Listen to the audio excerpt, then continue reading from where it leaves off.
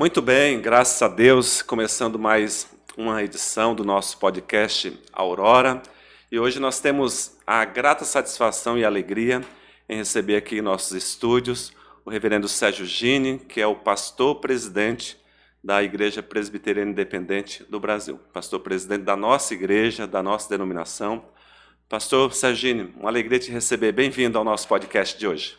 Muito obrigado, reverendo Rômio, meus queridos irmãos do podcast Aurora. Gostei do nome, né? Aurora é algo que rompe e que ninguém segura, né? Isso é uma bênção. É uma alegria poder estar aqui com vocês e compartilharmos, trocarmos ideias, conversarmos a respeito da vida da igreja, conversarmos a respeito daquilo que o Senhor Deus tem colocado no nosso coração, na vida da igreja, e com alegria, né, estarmos aqui em Biporã com vocês nesse dia. Que bom, graças a Deus, reverendo. Pastor Gini, a gente sabe que você tem uma longa história, não longa porque você não é tão idoso, né? Você é um homem de meia idade, digamos assim, mas a sua história com a Igreja Presbiteriana Independente do Brasil já é uma história que tem aí os seus antepassados, as pessoas que vieram. Compartilha com a gente um pouco a respeito disso. Muito bem, depois dos 50 a gente começa a esconder a idade, né? A gente acaba não contando muito sobre a idade. Eu tenho um amigo que diz assim, ó, depois que eu trintei, nunca mais contei. A minha família, ela se converteu na igreja presbiteriana, ao protestantismo, vamos dizer assim, há 151 anos. É um número bem interessante. Sim. Isso foi em 1873. Se você colocar na ponta do lápis, né, a primeira igreja presbiteriana no Brasil, que é a Igreja do Rio de Janeiro, ela foi organizada em 1862. Então, 11 anos depois, a minha família se converteu na igreja presbiteriana. Tanto do lado paterno, na família do meu pai, quanto do lado materno. Eles moravam num pequeno sítio, né, na região da Serra de Botucatu. Esse sítio era uma colônia de descendentes de portugueses e naquela região onde hoje é a cidade de Avaré, na época ainda não era Avaré, mas havia ali um local chamado Rio Novo. Rio Novo foi o primeiro nome da cidade de Avaré, inclusive. E essas famílias moravam ali, era um núcleo de famílias. E por essa época, o reverendo José Manuel da Conceição, que é o primeiro pastor evangélico brasileiro, né? Ele saía de Brotas e evangelizou toda uma grande parte do chamado sertão paulista daquela época, né? E algumas pessoas ali tiveram contato com o reverendo Conceição nas suas andanças. E em 1873 veio dos Estados Unidos um missionário, o reverendo da Gama, João Fernandes da Gama, encaminhado pela missão presbiteriana. Ele era português da Ilha da Madeira, mas estava nos Estados Unidos. E o reverendo da Gama veio para o Brasil, se estabeleceu em Rio Claro, e de Rio Claro ele começou então a visitar todas aquelas regiões onde o reverendo Conceição havia pelo menos lançado o evangelho. E ele esteve nessa região, na Serra de Botucatu, em março de 1873. Isso é curioso porque ele registrou, isso está no diário dele. E o diário dele está preservado no Museu Presbiteriano, onde ele conta quando ele esteve lá e a família toda se converteu, né? A família toda foi batizada. E no dia 14 de março de 1873, ele organizou ali no sítio a Igreja Presbiteriana do Rio Novo. É a 12ª igreja presbiteriana em todo o Brasil. E essa igreja existe até hoje. Ela foi transferida depois para um outro patrimônio. Ela passou para a IPI em 1903, né? Então ela está lá até hoje. É uma congregação da igreja de Avaré. Fica lá na Barra Grande, né? Que é um distrito de Avaré. Então a minha família se converteu ali em 1873. Então meus penta-avós, tetra-avós, todos dali. E depois, né, nesse caminhar todo, uma família grande, as famílias daquela época tinham 12 filhos, 15 filhos, né? Nosso grande número de filhos, eles vão se casando, vão saindo também dali, daquele local. Em 1903, quando tem a reunião do Sínodo em São Paulo, um dos meus antepassados era presbítero da igreja de Rio Novo, da Cachoeirinha, nessa época ela chamava a igreja da Cachoeirinha do Avaré, e ele vai ao Sínodo representando a igreja, e ele toma parte, junto com o reverendo Eduardo Carlos Pereira, e é um dos que sai, né, daquele grupo de presbíteros que sai para organizar a IPI do Brasil em 1913. Ele é meu tio bisavô. Então, a família tem essa ligação lá desde o início. Então, desde 1903, a família está na IPI do Brasil, né? Tanto a família da minha mãe, a família do meu pai, é uma família extremamente grande. Nós, só para você ter uma ideia, nós temos mais de 9 pastores que são descendentes dessas famílias, são todos meio primos, inclusive o reverendo Montosa, aqui de Londrina, né? É desse mesmo núcleo, né? A família Garcia Duarte, né? Tudo desse núcleo. E 9 pastores hoje na IPI que são primos descendentes aí desse núcleo. Isso é o motivo de nós louvarmos a Deus, né? Como Deus foi benigno e nos abençoou em todo esse processo. E depois a família vai descendo, né, para o oeste paulista, Assis, que era uma cidade que estava começando a crescer, IEP, Presidente Prudente, e depois eles entram para o Paraná, entram por Sertanópolis, então o primeiro centro no Paraná é Sertanópolis, e depois eles vão se esparramando, Jaguapitã, chegam a Londrina, chegam a Maringá. Eu nasci em Paranavaí, né? Então a família é muito grande, ela vai se esparramando, mas sempre firme, sempre fiel, sempre na igreja. Eu fui batizado na IPI em 1969, né? Já faz um bom tempinho, né? Lá na igreja tinha um ano de idade. Agora eu já estou confessando minha idade aqui. Tinha menos de 1 ano de idade. Na IPI de onde? Paranavaí. Fui batizado pelo reverendo Guaraciaba de Araújo. Era um pastor que, inclusive, tinha vindo de Botucatu para o presbitério de Maringá na época, né? Da IPI do Brasil. Então, louvo a Deus por essa história da família, de estarmos conectados com a igreja, né? Isso tem sido uma bênção e sempre marcou a nossa história. Uma parte da família saiu da igreja em um determinado momento, né? Foi para a Igreja Presbiteriana Renovada quando houve a separação em 1972. Então, uma parte da família saiu, depois voltou também, uma grande parte da família voltou para a IPI e Deus foi bondoso conosco, né? Nos dar essa oportunidade de hoje estar à frente da igreja que nos acolheu lá no início. Isso é bênção. Que bênção, pastor. E depois de Paranavaí, o senhor se mudou para Maringá? Isso, a nossa família se estabeleceu daí em Maringá, começo dos anos 70, e aí meus pais sempre ficaram em Maringá, e nós também crescemos ali. Meus pais eles eram membros da primeira igreja, né, de Maringá, e depois fundadores da segunda igreja de Maringá. Família, meu avô foi da igreja durante muito tempo, eu tenho primos ainda hoje na segunda de Maringá, e a segunda de Maringá foi a igreja que eu fiz a minha licenciatura e que eu fui pastor auxiliar, né? Então acabei... você foi enviado ao seminário pela segunda de Maringá? Não, então. Não enviado ao seminário, mas eu fiz a minha licenciatura lá, na segunda de Maringá, e depois fui pastor auxiliar lá, na segunda de Maringá. Foi uma oportunidade também abençoadora de estar na igreja da minha família também. Eu acho que até para servir de exemplo também para os jovens da nossa igreja que tem essa vontade de ingressar no ministério pastoral, como que aconteceu o seu chamado a ir aos seminários, esse desejo de ser pastor? Como que aconteceu isso aí? Pois é, pastor. Quando eu fui batizado, olha que interessante, né? O reverendo Guaraciaba Araújo, que foi o pastor que me batizou, isso quem conta são os meus pais, óbvio, né? Minha família. O pastor Guaraciaba era um pastor extremamente tradicional, né? Um pastor muito tradicional, só se vestia de preto. Na época, né? Os pastores só se vestiam de preto e tal, terno preto.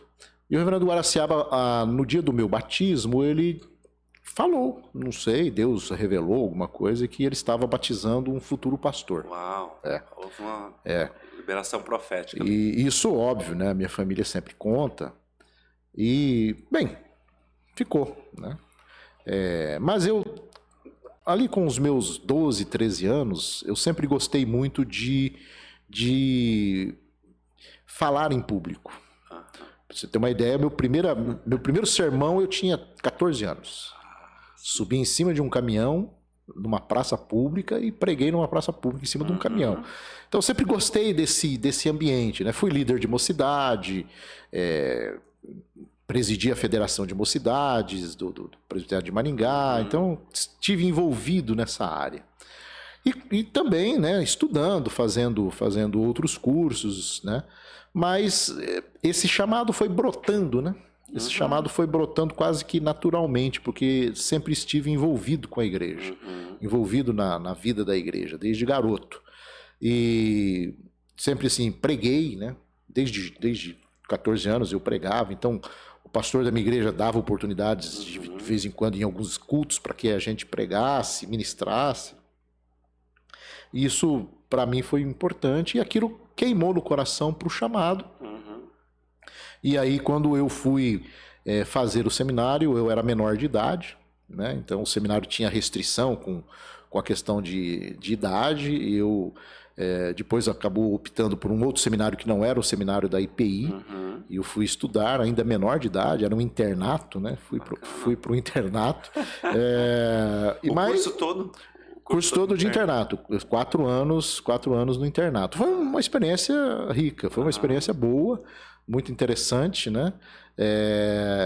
De poder, e com um detalhe importante, todo final de semana nós estávamos pregando em alguma igreja. Então assim, você ficava no internato e sábado e domingo você ia para uma igreja, uma escala de trabalho. Então, nesse período você aprende a visitar a prisão, visitar o hospital, pregar na praça, estar nas igrejas, vendo as realidades rurais, urbanas da igreja. Isso foi importante para que a gente também tivesse esse envolvimento. Então, tinha a parte teórica, digamos assim, durante a semana, sim, e final de semana a parte prática ali. A parte prática. Do pastorado. Tinha que ir pro campo. É um formato interessante. Né? Foi bem interessante. Foi assim, um formato dinâmico, bem interessante. E me ajudou bastante, porque com isso também você desenvolve, né, a sua oratória, a sua homilética, você vai melhorando, né, com o tempo, isso vai ajudando também. Então foi um período muito bom, muito rico, né? Só para você ter uma ideia, eu me formei em 90, então já era para eu estar jubilado hoje. Né? Eu me formei em 90, fui licenciado em dezembro de 90, e já me mandaram para um campo em janeiro, eu casei em janeiro de 91, já fui mandado para um campo finalzinho de janeiro. Então, assim, foi muito... As coisas foram acontecendo assim, bem rápidas. Óbvio, tive os problemas ministeriais de início, né? Desisti do ministério, quis abandonar tudo. Então, tem uma história longa aí.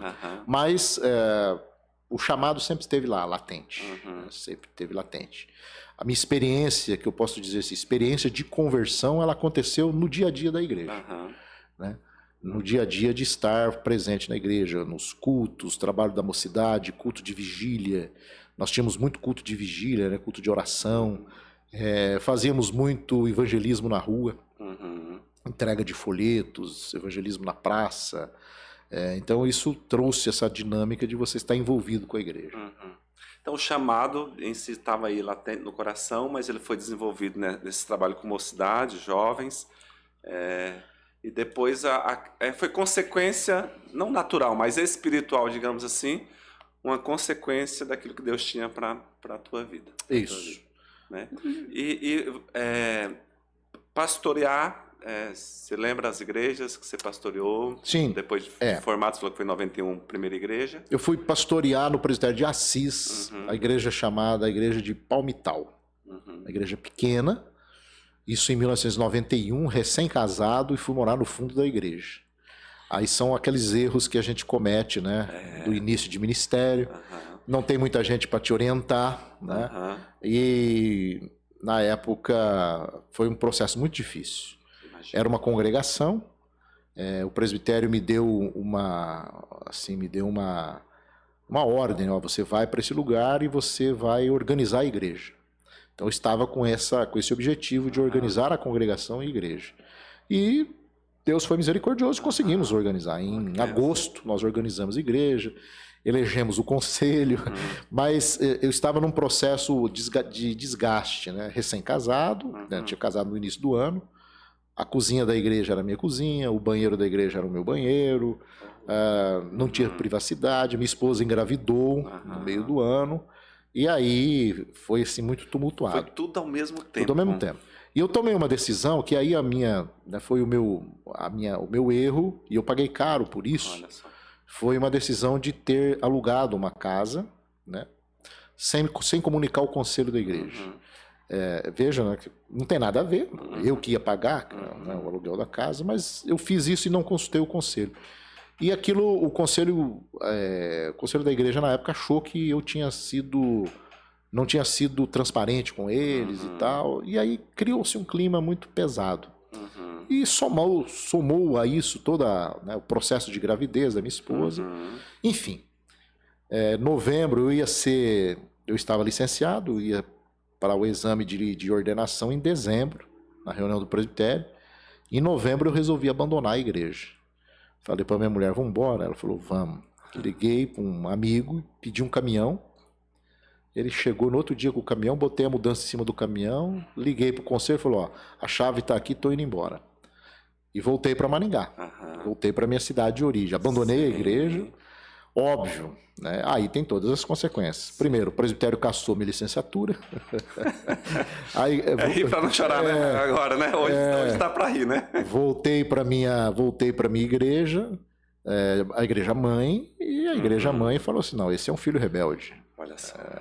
Eu fiquei desamparado.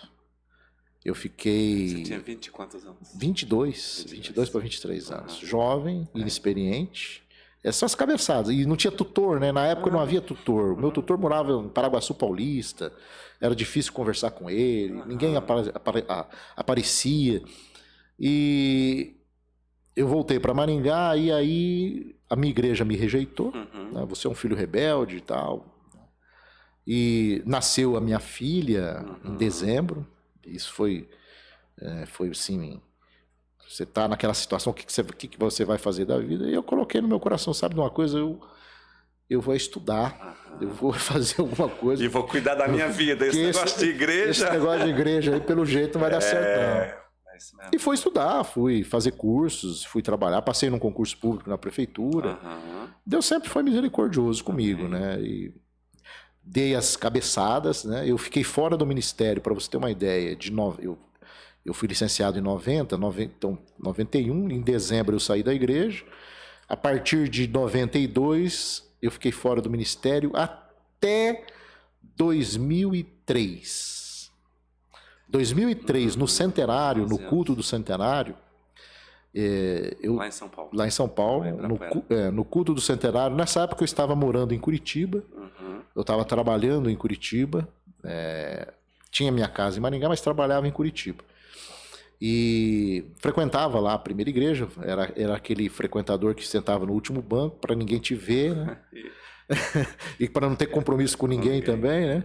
E no culto do centenário, eu falei pro meu pai, ó, vamos pro culto do centenário, a nossa família é da igreja desde a fundação e tal. Convenci o meu pai e fomos, né? E naquele culto do centenário, o Deus reavivou o meu coração, né? Foi um momento assim, de um avivamento muito, muito gostoso. E aí, quando eu voltei do centenário, eu falei para o pastor lá da segunda de Maringá, o reverendo Saulo de Mello, falei para ele, olha, eu quero voltar, como é que eu faço aí? Ele falou, não, vamos retomar. Aí fui de novo apresentado ao presbitério, tive que refazer todo o processo. Fiz o curso de reciclagem, que chamava na época, né, no seminário de Londrina. O seminário de Londrina já estava fechando na época. Fiz o curso de reciclagem, aí fui licenciado de novo, né, e depois ordenado, né, com a graça e com a misericórdia de Deus, já há 20 anos. Então, estamos aí na caminhada, na jornada. Né? Mas essa experiência, né, foi traumática, não foi fácil. Mas também me ensinou algumas coisas, né? E eu aproveitei para estudar, então eu tive um período de preparação também, né? Fiz graduação, mestrado, doutorado, também tive outras atividades profissionais e que de alguma forma elas acabaram me ajudando também dentro do processo. Até para o ministério depois, Até né? para o ministério depois, percebi que, né, Deus tem os seus caminhos, né? A gente faz as nossas bobagens, né? Mas Deus é misericordioso e nos ajuda aí na caminhada. Serviu como lição, não só para ti, né, pastor, mas com certeza também os próprios concílios, né? Acabam repensando algumas coisas a respeito de lidar com os pastores, né? Eu vejo assim, um menino novo, né? 22 anos, com a paixão pelo reino, pela igreja. Então, é o risco que você corre de queimar uma pessoa, né? Assim, e a igreja já fez isso muito, né? Sim. E a gente precisa ter sempre esse cuidado para evitar essas situações. Né? Aquele rapaz jovem de 22 anos, colocando a mudança em cima do caminhão com a esposa grávida, imaginaria que seria o presidente da IPI nacional. Você não gosta dessa palavra, eu sei, mas da IPI do Brasil um dia? Aquele lá de 22 anos. Pois é, acho que jamais, né? Olha. Eu não tinha ideia, nem pretensão, né? Deus vai colocando as coisas, né? E como é que surgiu isso no teu coração, anos depois de... Você olhou para a IPI assim e falou... Eu sempre gostei... Eu vou ser presidente da IPI. Pastor, assim, eu sempre gostei de servir. Amém. Né? Deus me deu alguns dons, Deus me deu alguns talentos, né? E reconheço que foi Deus que me deu. Então, eu sempre gostei de estar servindo a igreja. Eu servi minha igreja local... eu fui pastor na minha igreja, nós plantamos uma igreja em Maringá, que era um ponto de pregação, depois ele foi organizado em igreja, foi a 7ª de Maringá. Eu fui pastor titular da 7ª igreja de Maringá, abrindo mão de receber a côngora, voluntário, né, para poder dar uma disposição para a igreja poder ter condições de se manter. Deus foi me dando graça, né, foi me dando misericórdia. O senhor plantou essa 7ª igreja? Isso, foi um trabalho de plantação que nós fizemos, né? Na verdade, foi um trabalho de replantação, né? Porque havia sido começado um trabalho, mas ele acabou não dando certo, porque era um trabalho assim para acomodar uma pessoa no presbitério que não estava sem igreja. Era né? E depois ele acabou até saindo da denominação, esse pastor, e o conselho da igreja, eu era pastor auxiliar da 2ª igreja, e o conselho da igreja resolveu. Tem essa igreja. Eu falei, não, eu quero ir para lá, mas eu quero ir com um projeto já de trabalhar para organizar a igreja. E nós conseguimos, nós fizemos todo um projeto de replantação da igreja, alugamos um novo salão e etc. E conseguimos, né? Ela se tornou depois igreja organizada. Bacana. Ela se organizou em igreja, eu fui pastor há 7 anos, fui pastor da 7ª durante 7 anos. Olha os números aí. Quem gosta de numerologia bíblica. Foi um momento assim bem importante. E aí, então, como eu estava dizendo, eu sempre gostei muito de servir a igreja. Né? E já, assim, logo de cara, o presbitério me chamou para ser secretário executivo. E depois numa transição que houve, o presidente saiu e falou... assumiu a presidência, eu relutei na época, mas participamos. E eu fiquei 12 anos como presidente do presbitério. Né? E o presbitério de Maringá, ele acabou passando... passou a ser o maior presbitério da igreja. Ele continua sendo hoje o maior presbitério da IPI. Tamanho de membresia, tamanho de igreja, de ministros. Né? É um presbitério que exige bastante. Sim. E nós fizemos todo um planejamento, todo um trabalho no presbitério de resgate, né, dessa unidade no presbitério. O presbitério de Maringá sempre foi conhecido como um presbitério muito briguento. Né? Era um presbitério que sempre tinha muitas brigas no presbitério, com pessoas de personalidade forte, né? Reuniões pesadas. Né? O reverendo Antônio Gonçalves, né, que já está na glória, sempre muito polêmico. O reverendo Antônio Godoy Sobrinho também era do presbitério. Então, o presbitério sempre foi um presbitério muito forte. E a gente conseguiu depois, à frente do presbitério, né, fazer com que o presbitério pensasse no desenvolvimento de igrejas, abertura de novos campos, revitalização de igrejas. Isso foi importante. E a partir dessa chegada no presbitério, nós começamos também a participar das reuniões da Assembleia Geral, né, da igreja. E aí, junto com a Assembleia Geral, a gente foi sendo chamado em alguma comissão, em alguma situação, para ver alguma questão da igreja, tal. Na gestão do reverendo Áureo, a gente contribuiu com algumas questões, inclusive fazendo um trabalho, né, de levantamento da situação, da própria estrutura da igreja. Nós compusemos uma comissão de reforma da estrutura administrativa da igreja. Infelizmente, ele acabou não indo para frente, mas fomos nos posicionando ali. Aí eu fui conselheiro fiscal da Fundação Eduardo Carlos Pereira, depois fui conselheiro fiscal da igreja, né, da Assembleia Geral, mas não tínhamos quero estar à frente da igreja. Não tínhamos essa, mas tivemos foi uma construção assim, várias pessoas foram conversando, né? E aí eu participei de uma eleição como candidato a vice na chapa do reverendo Marcos Nunes, uma primeira vez. Perdemos a eleição por uma diferença pequena de votos, mas ali a gente continuou trabalhando na vida da igreja, presente, participante. E depois um grupo de pastores, de presbitérios, nos procurou para que a gente pensasse, né, formasse um time. E fomos, né, pensando, né, com as nossas limitações. Eu tenho uma enfermidade crônica que me limita um pouco, né,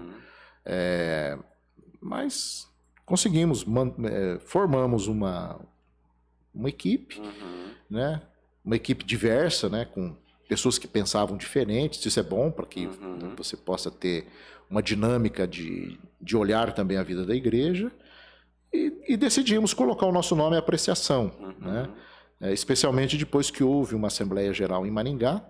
E aquela Assembleia Geral foi uma Assembleia um pouco confusa, tumultuada, e a partir dali, então, a gente decidiu colocar o nosso nome à disposição, junto com outros irmãos, o reverendo Edson Rios, o presbítero Ítalo, lá de São Paulo, o reverendo Kleber, lá de Natal, a presbítera Márcia, lá de Diadema. Nós montamos a nossa chapa e concorremos, né? Não tínhamos expectativa que a gente ganharia a eleição, né? Até porque quem está à frente já leva uma vantagem por estar à frente da igreja, né? Mas Deus, né, foi mais uma vez misericordioso e ganhamos a eleição. Foi uma diferença grande de votos, né? Pela primeira vez, a maior diferença de votos na vida da igreja. Isso também nos trouxe uma responsabilidade, né, de entender o momento da igreja, o desejo da igreja por uma mudança em algumas situações, e nós nos colocamos então à disposição da igreja e de Jesus para esse trabalho. Que bacana, graças a Deus, né? No livro de Daniel diz que é Deus quem entroniza reis e destrona reis. Então, isso com relação à questão lá fora, né, do mundo. Imagina com relação à igreja dele, então, né? Acreditamos que Deus cumpre a vontade total e completamente. Amém. Então nós acreditamos que, dentro da soberania divina, Deus te chamou para esse tempo, né? Chamou o senhor, sua equipe que está diretamente envolvida lá na diretoria, e as secretarias, os ministérios, sínodos, presbitérios e igreja local. Somos uma igreja só, né, gente? Somos, Até uma questão importante, reverendo Rômio, sobre a questão eleitoral da igreja, né? As eleições da IPI, elas foram contaminadas pelas eleições que estavam acontecendo no Brasil, nessa polarização ideológica, né? Isso também afetou a eleição na igreja, isso foi ruim para a igreja. Eu penso até que nós precisamos mudar, estudar uma outra forma de um processo eleitoral, porque se você continuar nesse processo, a gente começa a criar um ambiente muito ruim na igreja, aquele ambiente de eu contra o outro. E, na verdade, a igreja não é eu contra o outro, né? A igreja, você coloca um projeto, uma ideia, uma vontade de alguma coisa, né? Mas não é... Você não está disputando com uma pessoa, com alguém, com um grupo, né? E ficou caracterizado muito esse negócio de grupo, né? Porque tem um grupo disso, grupo daquilo. O pessoal de esquerda, o pessoal de direita. Eu falei, gente, que loucura é essa, né, que a gente vive? A gente não pode trazer isso para dentro da igreja. Então, a gente precisa rever, inclusive, essa situação aí da própria eleição da igreja, que não foi saudável, pelo menos nessa última.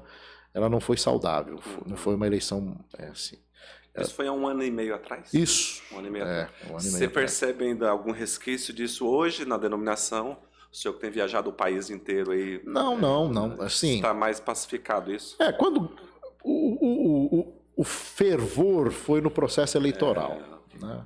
As pessoas exageraram, de ambos os lados, né? As pessoas exageraram.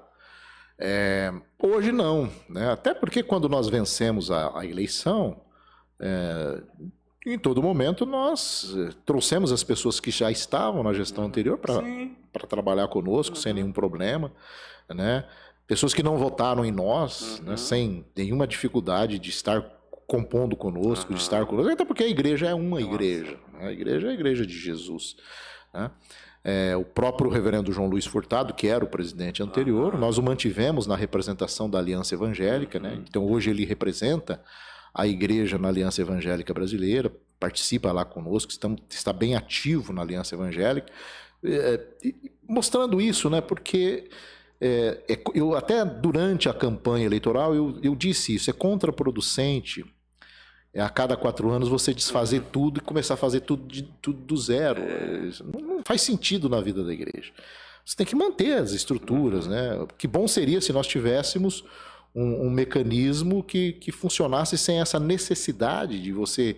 um grupo ganhou a eleição, agora todo mundo sai e entra um outro grupo. Para que isso, né? Não tem necessidade de ser assim. Mas a igreja, acredito que ela vai amadurecer nesse sentido. Eu tenho visitado as regiões, visitei, né, já muitas regiões do país, desde a nossa posse na AG do ano passado em Sorocaba, já está fazendo 1 ano e 2 meses, nós visitamos muitas regiões, todo final de semana em uma igreja, em uma região, e a gente tem sido recebido assim, com muito, muito carinho, né? As pessoas sempre partilhando e compartilhando com a gente, isso tem sido muito bom. Uma alegria também, eu acho, para qualquer igreja, né? Receber o seu presidente, né? Acho que é uma honra, na verdade, né? Por conta de uma agenda tão apertada e corrida que o senhor tem, e as regiões são abençoadas contigo. E deixa eu fazer uma pergunta aí, um sonho para a IPI do Brasil, como membro dela e como presidente dela, o que você tem no coração aí de sonho para a IPI? Sonho.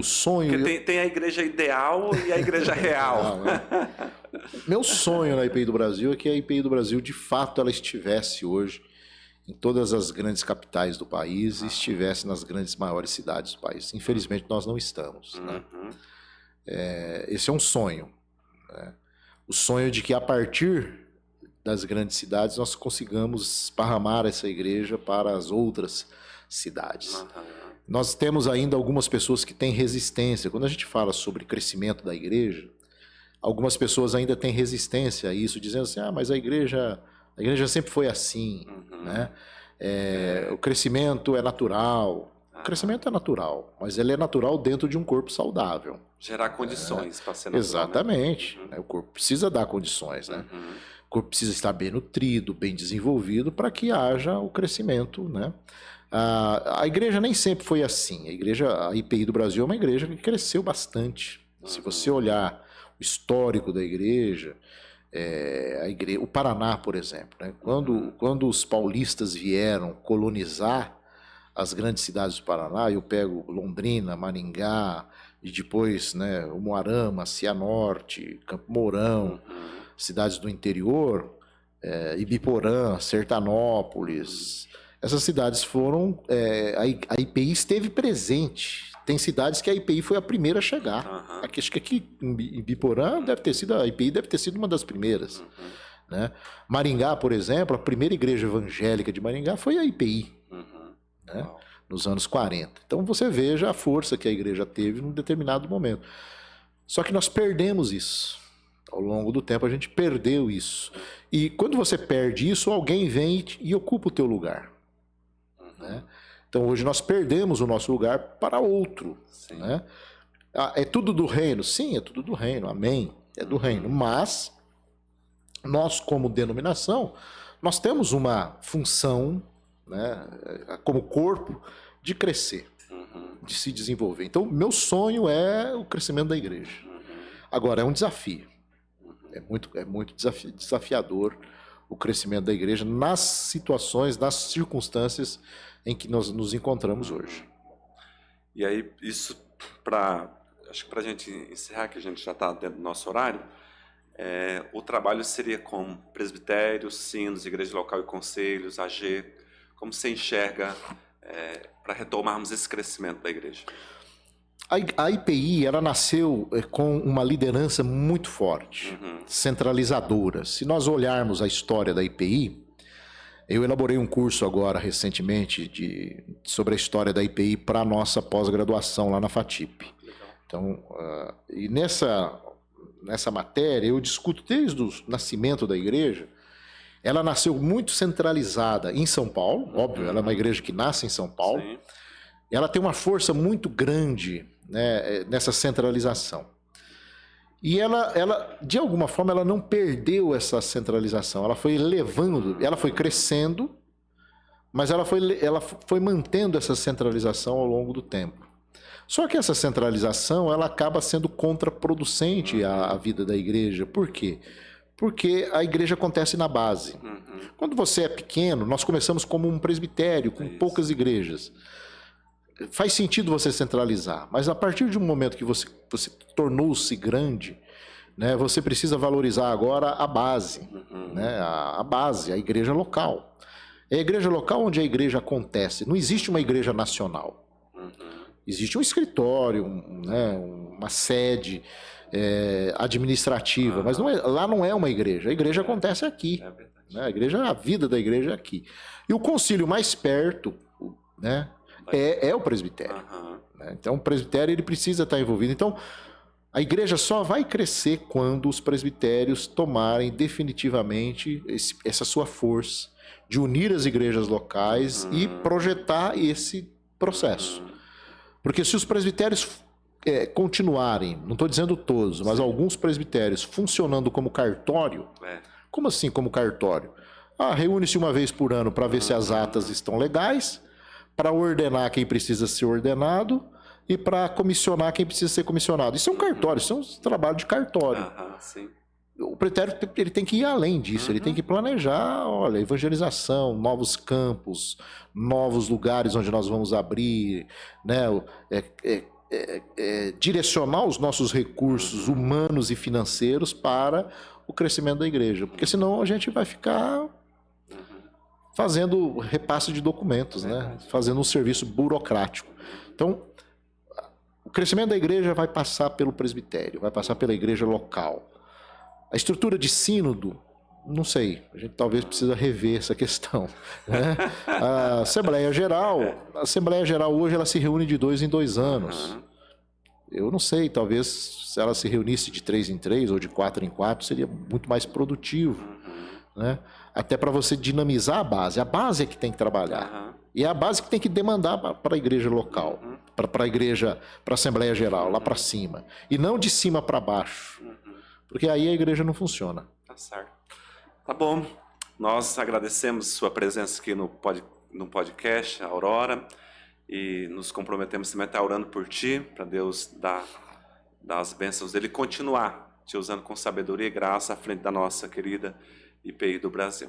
Queria só pedir para você estar orando pelas pessoas que nos ouvem e nos assistem também. Obrigado, reverendo Rômio, obrigado pela oportunidade de estarmos aqui no podcast Aurora. Eu fui pastor da IPI Alvorada, então Alvorada e Aurora acontece no mesmo momento. Né? Quando chega a Aurora, chega a Alvorada. Legal. Uma alegria poder estar aqui, que Deus possa abençoar o ministério de vocês, abençoar a igreja e abençoar aqueles que estão assistindo agora e aqueles que vão assistir por demanda depois. Vamos orar? Amém. Senhor, muito obrigado pelo teu cuidado sobre nós, pelas tuas bênçãos derramadas sobre as nossas vidas, pela vida do pastor Rômio, pela IPI de Ibiporã, por esta igreja, pelo seu conselho, seus ministérios, e também pelos irmãos e irmãs que nos acompanham nesse podcast, que eles possam ser abençoados pelo Senhor e que o Senhor possa falar ao coração deles, para que eles amem a igreja, para que eles possam estar vendo, intercedendo, pedindo a tua graça em favor da IPI do Brasil. Somos gratos a ti e oramos no nome de Jesus. Amém. Amém. Agradecemos ao reverendo Gênio, ao Adilson na técnica, que Deus abençoe também. Em nome de Jesus, até o próximo episódio, se Deus quiser. 1, 2